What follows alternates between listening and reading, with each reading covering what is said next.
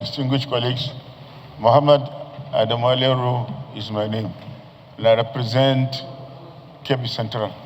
Mr. President, let me start by first of all commending the leader of the Senate for raising this very important motion.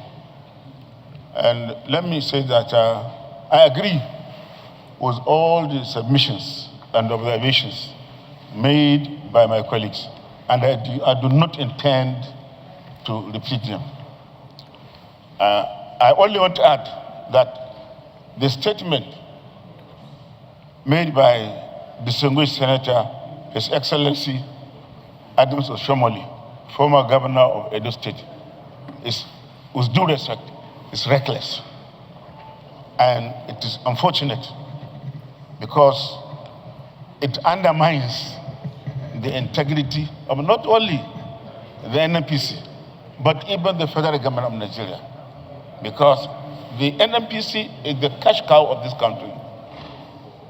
The revenue coming from NNPC is maintaining this country. Properly, your mic, properly. No, put it correctly. Near your mouth.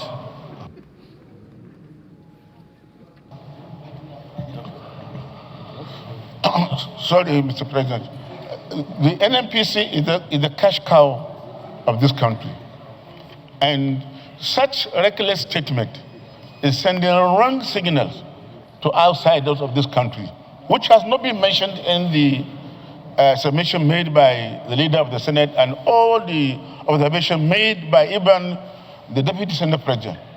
And Nigeria is very desirous of getting foreign direct investment.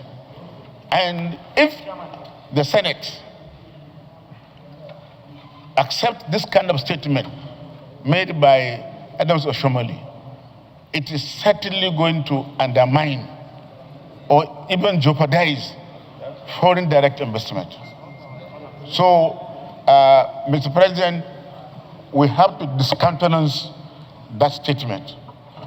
Collectively, as the Senate, we must come very strongly and condemn that statement and discountenance it and dissociate the entire Senate from that statement so that we can bring the integrity of NNPC and even the integrity of the Senate. Our rules are very clear. The Constitution of the Federal Republic of Nigeria is also very clear on how we can indict, public officers. We must follow due process. We must be objectives.